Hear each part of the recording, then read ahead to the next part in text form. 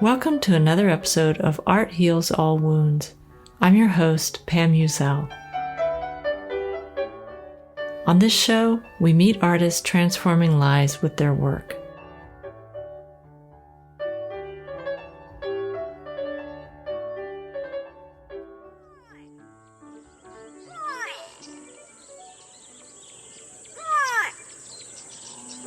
Do you know what bird makes that sound?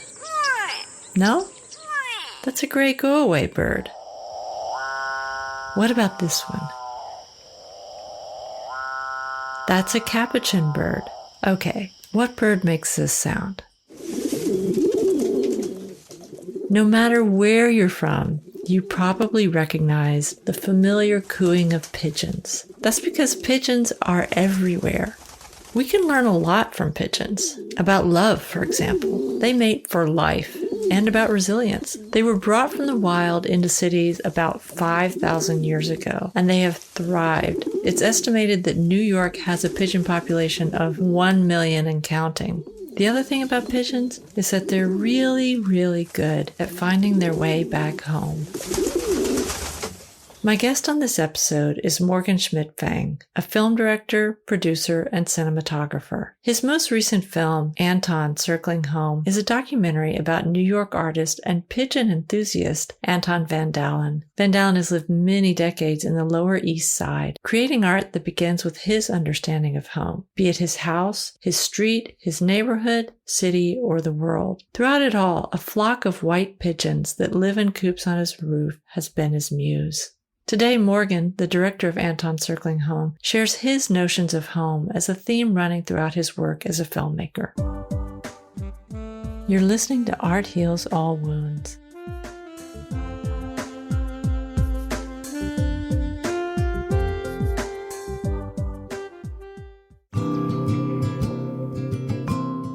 First up, the art of conversation. You can get more information about this podcast and get in touch with me on the Facebook page, Art Heals All Wounds, and on Twitter and Instagram at Art Heals Podcast.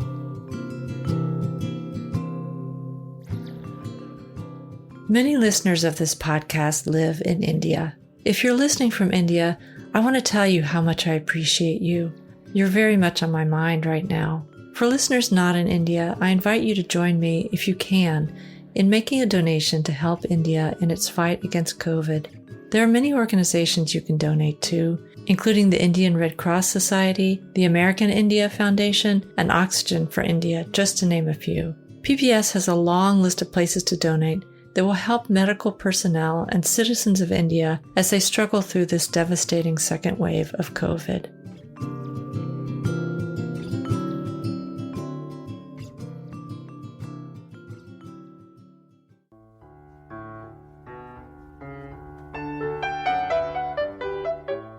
Up next, our deep dive with this episode's guest on Art Heals All Wounds.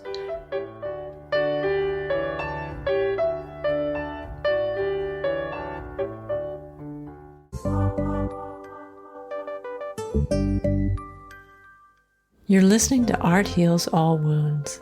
Listen and let us inspire you. I don't know about the rest of you, but the holiday season of 2020 was, for me, a dark time. Thanksgiving was a long, dreary day, being far away from my children and unable to gather with friends to celebrate. An equally isolated Christmas was on the horizon when I got an invitation to watch a film that was being broadcast on Dutch television. The film was called Anton Circling Home. It was directed by Katie Swales, Dennis Moore, and Morgan Schmidt-Feng. I was looking forward to seeing the film because Morgan, who's a friend, had spoken about it several times in the past few years. The opening scene of this film is during the pandemic, but almost immediately I was drawn into Anton's home and his life, full of family, love, and pigeons. When the film ended, I realized that something had shifted for me and that I felt lighter than I had in many weeks. I knew that I needed to invite Morgan to the show to talk about the making of this film. Morgan, thank you so much for being on this episode of Art Heals All Wounds. Before we get started with some of the questions I have, describe what you do. Well, first off, thanks for having me on. I appreciate you taking the time and the interest in the work that I do. I, went to film school, and my dad's a filmmaker, and I've always had an interest in history and people's stories. And for me, having my first experience doing a feature film, a narrative fictional feature film with my dad when I was 18, wow. Sort of, I guess you could say I got bit or got the bug or whatever, Yeah. And decided to okay, I'll pursue film in school. And so at the core of what I do and what I love doing is really just exploring and discovering people's stories. And if there's an interesting layer of history in that, that's like bonus points for me. Because I really enjoy all of that aspect of what's the legacy, what's the history, is there multiple generations involved in their life and in their story. So that for me is kind of what I love the most. Well, that makes so much sense when I think about your work that I've seen. The reason I really wanted to have you on the show is because last year you finished your film, Anton Circling Home. And watching this film really was a great experience for me. It felt like it came in the middle of kind of a dark winter and that long, long year of 2020 being inside, being cut off from people. And this film made me feel so hopeful. It felt almost like a turning point for me. I've been thinking about, well, why is that? What was it about this film? And I watched it again, but I also thought, well, I wanted to talk to you about how you came to make this film. If you could just give a brief synopsis of this film, Anton Circling Home. I super appreciate the fact that this film affected you, because, that's so much of what is part of the reward of being a filmmaker, is to know that your work is affecting people in different ways and in powerful ways. And I think, that's what's unique about Anton and his art, is that he's always trying to look for a way to touch people with his work through sort of a window of humor and sort of having a bit of playfulness and sort of, I don't know if child naivete is the right word for it, but he definitely approaches his work with that kind of imagination as how a child might see something, with a bit of that humor there.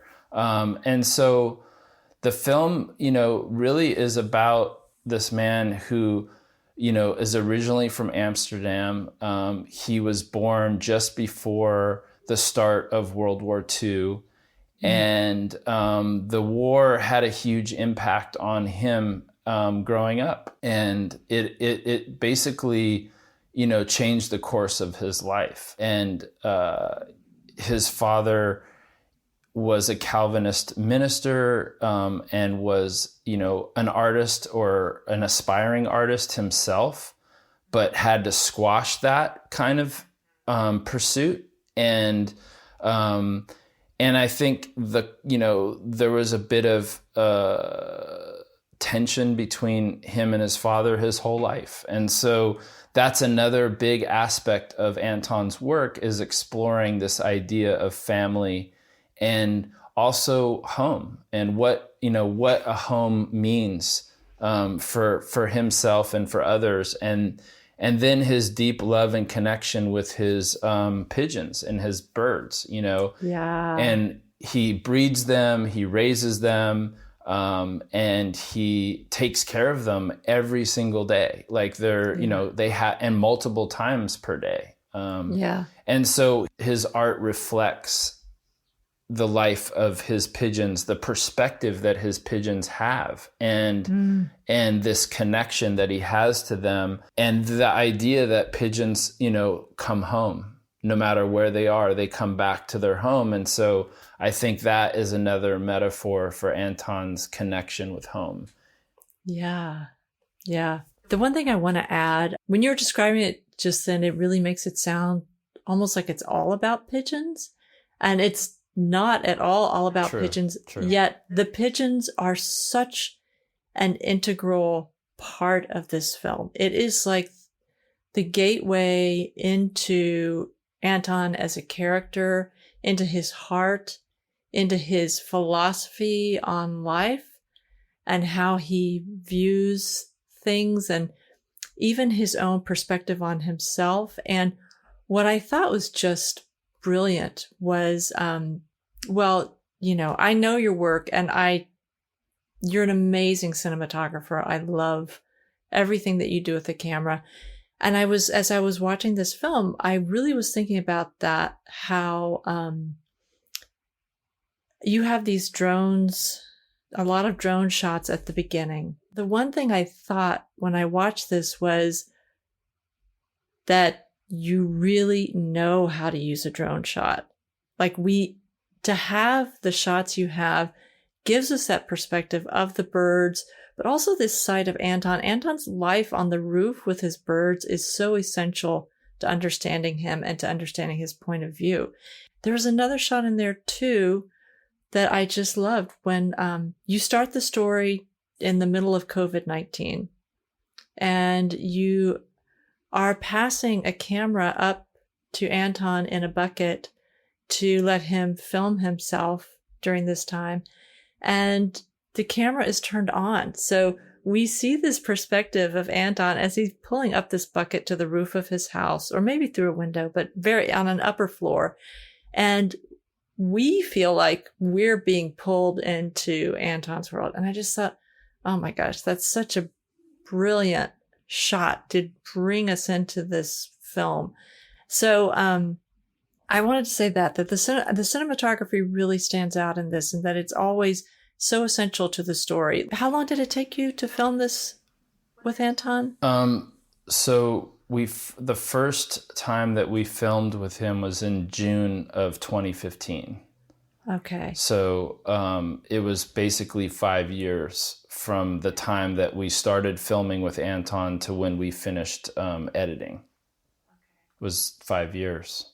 Can you tell me how you met Anton? And then tell me, how did you know that you wanted to make a film about him? Well, the unique story in a way about meeting Anton was my co-director and co-producer, Dennis Moore. He has had a relationship with Anton for a number of years prior to us filming.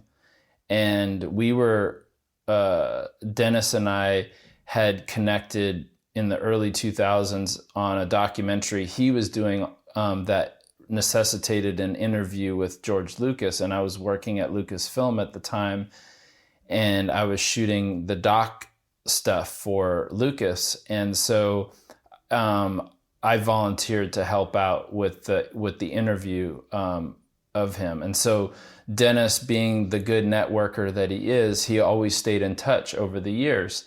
And I totally had forgotten, but he had actually pitched me this idea of doing this film called The Ravenite, which is set in Little Italy in New York. And it's the writer Alec Wilkinson lived next door to the Ravenite Social Club, which was the Gambino crime family's social club. And so, the film is a short documentary, and it's basically what it's like to cohabitate or live next door to the mob. And so through the eyes of this writer, Alec Wilkinson, who's a staff writer for The New Yorker. Wow. And so it turns out that Jim Jarmusch also lived next door to the Gambino crime family social club. And wow. Luc Sant is a historian, a New York historian who worked on, he provided information for Gangs of New York for Scorsese. So both of those guys were gracious enough to give us interviews for our documentary, given their connection to the story. And Dennis was like, oh, okay. Being the producer that Dennis is, he's like, where do we get a location where we can shoot that's going to feel cool and we have like full access and isn't going to cost us anything? Because basically, New York, it's crazy to rent a space, right? Right. So he reached out to Anton, and Anton graciously offered his art studio to let us film this interview of Luc Sant and Jim Jarmusch. Wow. And a quick personal note I'll say about Jarmusch was that he was incredibly friendly and gracious and was not at all, egoed out at all. Like he hung out and had a beer afterwards. So that makes me really happy to hear that, because I really like his work. Yeah, exactly. I was a little bit tense. I was like, okay, I really want to like him because I like his work, and so I'm happy that that both things were a thumbs up. Yeah. So Anton, being the New York artist that he is, who has like the hustle, kind of was like, hey, check out my work. What do you think of it? And, Dennis, being the producer that he is, it was like, hey, I think we should film something with Anton. It might go a long way and just kind of smoothing things out and making it all good that we got to use this space. So I was a little bit like, I'm like, my head was in this documentary, The Ravenites. So for me to kind of step out and go into this other world was a bit of like, okay, that's okay, let's do it. All right. But I was a little reluctant to a degree just because I'm trying to manage my energy and my bandwidth. Right. And your focus. But Anton did have a story which didn't make it into the film. He did have a story about connecting with a mobster who was also a bird keeper. And so there was a connection there.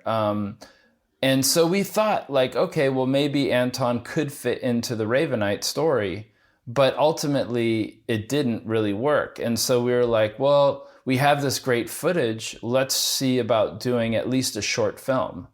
And so originally it was intended to be a short. And then it was like 3 years later, we met with the Dutch broadcaster who was interested in the film, but they said, we'll only take it if it's a feature or a TV hour. And so, we were like, okay, this is the only little bit of money that we have potentially coming in the door. Let's do it. But that required flying to Toronto and shooting that part of his life. It required going to Amsterdam to shoot his siblings who were still alive. Because I felt like there's no way we could do a feature without doing that part of the story. I agree. And this was all on our own dime and time. And so Katie Swales, who worked as an associate producer on The Ravenite, was brought in as a co-director, co-producer, and the writer of this film. And Will Henderson Nold is the editor on the film. And so it was a huge, her role in story, her role in doing the interviews in New York and in Toronto played a huge role in constructing the film and the story. And so, and collaborating with Will, the editor. And I will say that Will came out with me 1 year before the pandemic. Anton had his art opening, and basically Will and I spent like 4 or 5 days in a row filming no interviews with Anton, just all about imagery, all about like spending time with him, his birds on his roof, and really wanting to make sure that we turned every stone, visually speaking, Yeah. There are also these incredible shots with him inside with his family. And then the shots of him on the street. I love seeing Anton like in his, New York world. I think New York was such a focal point of the pandemic and all this gloom and doom prophecy. And I just felt like when I saw this film, it's like, oh yeah, that's why I love New York. Hearing about this guy's life, seeing him out on the street, the different people he's encountering, the life he's lived in the East Village. I just thought, yes, New York is going to come back. It's like there is a culture there that no matter what other changes happen, you can't come in and wipe it away. A big part of the reason why the documentaries that I've done seem to take like 5 years is because, it's usually budgetary reasons, Yeah. And I'm juggling work that I'm doing on other documentaries as a cinematographer. I'm juggling work that I do with clients that are, for nonprofits, doing, work for them. And so, but in a weird way, I rarely feel rushed because I feel like there's a process that happens that can't be rushed. And I think that digital filmmaking has sped up the process so much that you can run the risk of doing something that hasn't had a time to properly ferment, and properly like grow its own way as an organism of creativity or art or filmmaking. And so I feel for me, this idea of being able to sleep on something or to dream on something or to take a shower and think about something, like all of that is part of the process of really finding the story, Yeah. And I feel like it's a blessing to be able to have that kind of time in some ways. And to have gaps of time between, where you can look at the footage and reflect on it and talk about it and then come back and have another opportunity. And certainly not every story or film has that luxury, I guess you could call it a luxury, but, and I've done documentaries where it's like we have a budget and we have a goal and a time frame that we're trying to finish things. So I certainly can appreciate that way of working, but I also feel like there's a certain groove that happens when you're doing a film that you're driving the deadline and there's not like somebody pushing you in a way to deliver, So, yeah. I think this is a word that's been used so many times, but his story is really a story of resilience. I mean, you did talk about his childhood, his relationship with his father. There's also the death of his wife. I'm curious, when did you know, I'm going to go back to the pigeons again because I just love their role in this film. He talks about that the pigeons were sort of like, almost like the one constant in his life. He started, I think he said maybe when he was 10, he started keeping pigeons. And now he'd been doing it for 70 plus years. When you were shooting this, when did you know what an important metaphor the birds were going to be? I always thought from a visual standpoint that his birds were an interesting segue into seeing a world in a different way visually. But when I started, I didn't even own a drone. And there really weren't drones available that could do what the drone could do, a few years later. Right. So, so that was like a big, that was a big issue there. But I really did have this kind of moment where I realized how unique it was to have an artist who has a daily, multiple times per day obligation, connection, to care for these birds. I cannot think of another artist who has the level of notoriety that he has and the level of professional intensity that he has pursued art his whole life, that then at the same time has this huge time-consuming, obligation or responsibility to these birds, and so I was like, that is something that is unique about Anton. But then his work reflects his birds so much. Right. And so, there's not a separation between the two in some ways. And so that I did have that moment though, where I was just like, okay, we cannot leave out the birds. And that was something that we really talked about in constructing the story, because we had to hit a TV hour for the broadcast. And so we didn't have the luxury to kind of go into these other worlds that we had filmed and wanted to include, but we really had to narrow our story. But I was really clear that we had to keep the birds as a big part of his world, because they are, Yeah. And I do feel that there, some people might find it like, whoa, why are we delving into the birds so much? Like, why are we not seeing his art or seeing him make art? And, I really feel that you can't separate the two. Yeah, and we do see him make art. I think, though, besides the drone shots, there are these really sort of intimate moments where he's sort of kissing one of the birds, like not, but just like little, but he's also talking about that, he can't assume that they feel the same way about him that he feels about them. He has a lot of thoughts about these birds, and they're all it's a really unique hobby. It's not something that I've never met someone who kept birds like that, for example.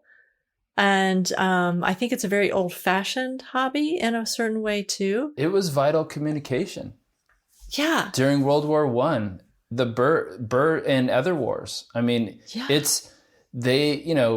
Human beings have been using animals to do all kinds of vital things. And, we've come sort of disconnected with how vital animals were in our own survival. Right. As we progress into the age that we're in now.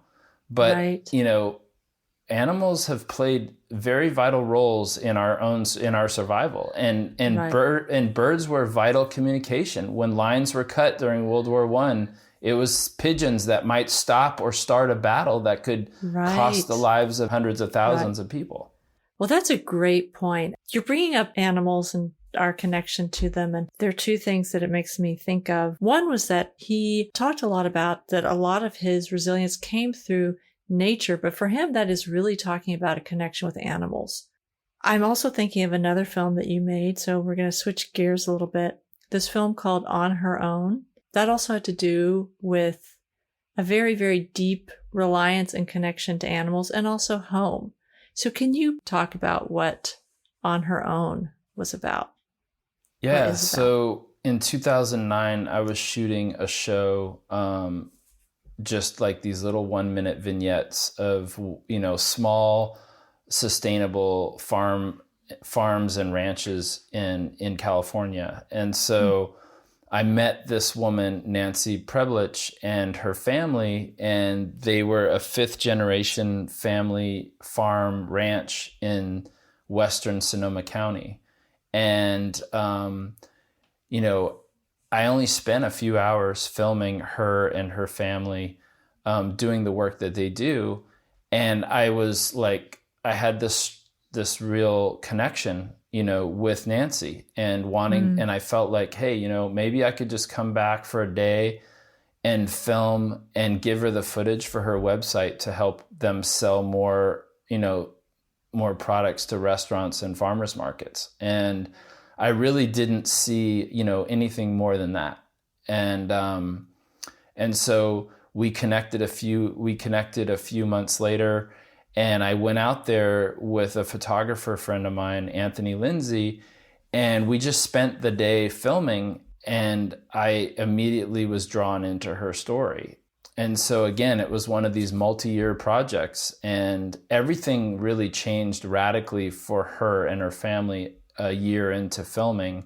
And so I just stuck with the story, you know, and Nancy would text me and say, hey, this is happening next week or today or right now or tomorrow. Like, you should come out and film. And I would. And so I'd drive up an hour north and do that.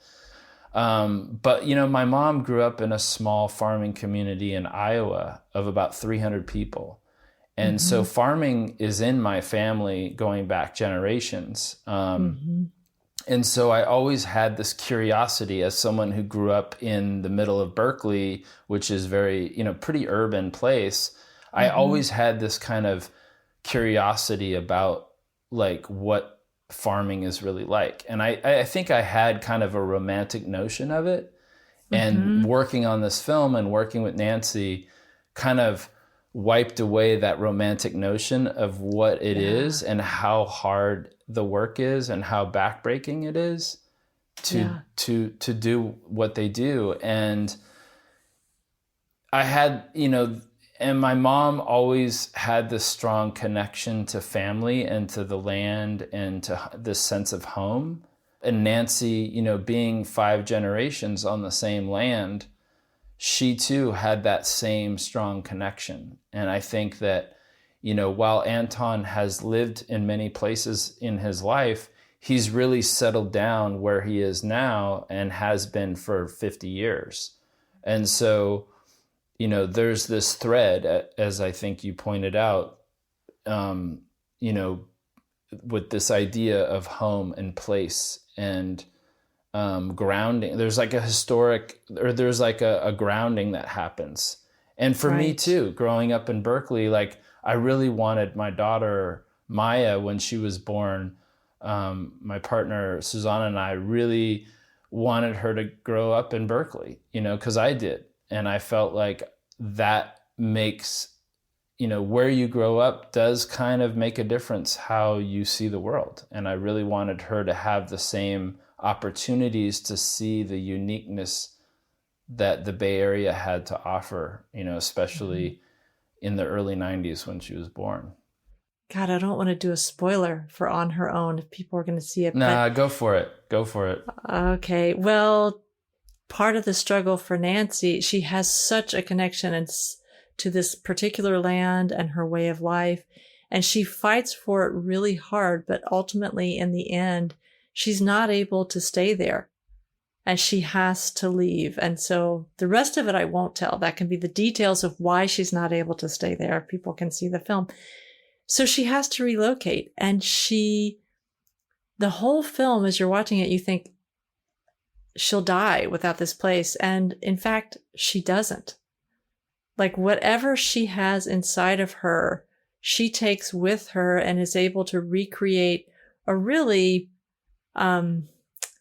pretty wonderful life where she sort of realized what she valued about her life before, and she takes it with her and she's able to create a new life. You know, I did want to talk to you about this sense of home, trying to hold on to it. What if you can't? Because I know that you have a particular story that resonates with me. It's not that different from my story either, but I'm wondering if you would talk about your experience of trying to hold on to a place that you love, which is living in Berkeley. Yeah, I mean, you know, I really dislike moving. To me, it's time you never get back spent moving. And so I try to do it as little as possible. My work involves traveling a lot and being kind of chaotic, but I like to have a place to come back to, much like Anton's birds, you know, like come back to my nest. So for many years, you know, we managed to stay in Berkeley, but during the recession and, you know, we had bought a home after living in a rent-controlled apartment for 17 years. We bought a home that was like, you know, affordable at the time. Mm-hmm. And then the recession hit like a year and a half later or so. Mm-hmm. And, you know, being a single income self-employed person, like the loans that we got from the bank were really kind of bad loans. They weren't great, you know? And so between that and the recession, it was, we basically came to a place where when the economy had started to turn a little bit, we basically had to take the first opportunity to basically sell the home, sell our home in order to like get out of the debt that we were in from the recession. And I don't regret buying it. I don't regret living there. Maya got to have her own room for 4 years of high school and then another 4 when she came home from college, over summers, but we were living in a 1-bedroom with 3 people. And so that was definitely, a challenge. And I didn't want Maya to go through high school, living in the living room of a 1-bedroom apartment, Right. We were renting in Berkeley after we moved out of our place, and then that place was going to be remodeled, and so we had to leave there. And we knew that moving in that we only had a few years, and then it was going to be remodeled. So, we were looking around on Craigslist, and it turned out Fairfax had an apartment that was affordable with 2 garages. And so for my video equipment, it was really necessary to have that garage space. And so for the first time, in my life, I was leaving Berkeley. And so it was definitely a tough choice because of the fact that like my siblings live in Oakland, and I grew up in Berkeley, and my daughter lives in Oakland.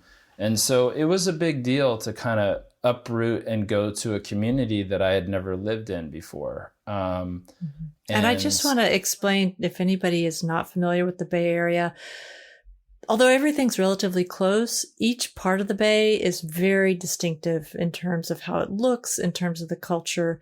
So you were leaving the East Bay, which is Berkeley, Oakland, Richmond, which has a really distinctive culture, and going to the North Bay into Marin County, which again has its own very, very different culture. So it doesn't sound like a big deal, but it's a huge cultural shift, I think, to make that kind of move, especially if what your treasure is this particular East Bay urban environment. Yeah. Demographically speaking, Marin is it's older and it's whiter. And there's only 275,000 people in the whole county. And, Oakland, which is part of Alameda County, so is Berkeley and so is Fremont. It's like, it's millions of people versus not even 500,000 people. And so the density just shrunk. While we do live in a neighborhood with neighbors and we share a wall in the duplex, and, we're not like out on a farm, but in general terms, like when I walk out my front door in 5 minutes, I'm in trees and, and there's creeks and there's, hundreds of thousands of acres of open space. And so in a weird way, it was like we kind of went into the pandemic isolation before the pandemic, and it was more for economic reasons really than anything else, and it's been an adjustment, but being surrounded by nature and making sure that I utilize it every day and go out into it and not take it for granted has been really like life-saving. And so that part I really appreciate. And also the fact that it really is only about 35 minutes to get to Berkeley from where I live. Right. So it is much closer than I had always envisioned it being. But I do really miss the connection with family. I do miss the connection with friends that live in the East Bay and Berkeley and Oakland.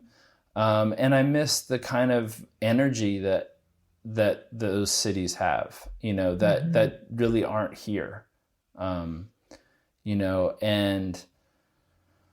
and I don't know if we'll ever be able to move back to the East Bay or if we can even stay where we are. I mean, it's just really up in the air. I mean, we don't own the place. and we're renters. So yeah, it's kind of like, it's a topic of conversation for myself, for my friends, for my family. Everybody's kind of reevaluating what home is and where will we live in the future, and it's made more complicated by the climate change that's happening in the world, and the disruption of a pandemic is making everybody reevaluate everything, Right. Right. Yeah. I think it's, well, I have to admit, I sometimes have feelings, about you and other people being priced out of Berkeley. I mean, I don't for a second want to pretend that, city government of Berkeley doesn't care at all. But I feel like if you could gather a list of artists and what their body of work is who have had to leave Berkeley, I almost feel like they would be shocked. Yeah. Yeah. I mean, I know that your work has, dove right into that, that very idea. And and have posed those exact questions. And, I think that the whole Bay Area is suffering from that, and I heard an interesting thing that a guy said. I can't quote him verbatim, but I will say that the bottom line summary of his perspective was that the fact that we as a country do not have affordable housing as we did in the past, that there's a calculation that something to the extent of like 35% of our GDP is diminished by the fact that we don't have affordable housing. And that's because there's no room for people to be able to have the time to invent things, to create things, to start new businesses, or to create art and to innovate. Right. And so there's a direct connection between the economic vitality of our country and affordable housing. And people think, this is to have affordable housing is just throwing money to a charity for people who can't afford a place to live or to get people off the street. But no, it goes much, much deeper than that, much deeper. And I think what's super unique about the Bay Area is a generation ago when my mom moved here from the Midwest, it was super affordable. I know. I know. When I came in the late 80s, it was very affordable. And what really bothers me about all of this is that there's so much lip service paid to how valuable Bay Area artists are to the culture. But I feel like there's starting to be some effort towards getting some kind of housing, but it's so small. It's so small. And in the meantime, I do feel like, the list of really gifted artists you've lost is enormous. You wouldn't even be able to calculate all the creativity that would go towards your community if you had paid more attention to this 30 years ago. Yeah. Yeah. And my dad's film, 1988, the remake, which was made in San Francisco in 1975, at the time, it was the largest open audition in the history of San Francisco. And people were invited to come and perform whatever they wanted to. And hundreds of people showed up to perform. And it was the most unique collection of artists and performers and that I've ever seen and have ever seen since. And so there was definitely a time capsule kind of snapshot of the Bay Area of San Francisco from 1975. And then, later his film Emerald Cities, which was shot in 1979 and early 1980. Again, it was like this depiction of San Francisco at a time that was super creative and affordable. Right. And those folks are gone, I know. I would love to see those films, by the way, if they're available to watch. Morgan, thank you so much for being here and talking about your films. And again, thank you for making this film, Anton Circling Home. It really brought me out of a funk I didn't even realize I had been in. Well, thank you for having me. I really appreciate the opportunity to kind of, dive deep into, what resonated for you with the film and to hear, your take on it. And, we're showing at the Alexander Valley Film Festival, and, we're excited that other people will have the same opportunity to enjoy Anton Circling Home. And so, again, I appreciate the time you're taking to talk about the film. It's my pleasure. And if people want to learn more about you and your work, where can they find that? They can go to www.filmsight.com, and that's filmsight.com. And come check us out. There's a co-videos project on the website, which is a lot of fun, and hope folks enjoy it. Well, thank you so much. Thanks for being here. Thank you.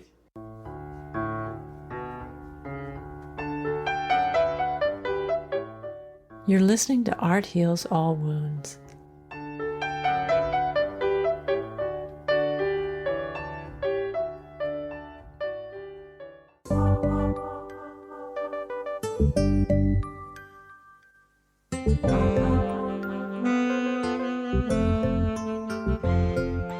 Remember to be in touch on my Facebook page, Art Heals All Wounds, and also on Twitter and Instagram at Art Heals Podcast. I'm so grateful to Morgan for being a guest on the show today. If you want to learn more about Morgan's work, you can visit his website, filmsight.com. That's filmsight.com.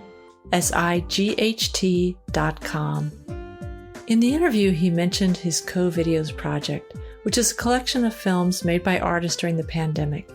I made a film for this collection called Sheltering and Displacement, if you want to take a look while you're looking at Morgan's website. I really appreciated Morgan including me in his vision of creating a collection of short films that present some perspectives of living through a pandemic. That wonderful gray go-away bird call you heard at the beginning was recorded by Peter Boseman. The capuchin bird was recorded by Gabriel Light. The music you've heard in this podcast is Yellow Light District and Autowaschenlage Instrumental by Lobo Loco. Beethoven's Piano Sonata No. 15 in D major was performed by Karina Galanian.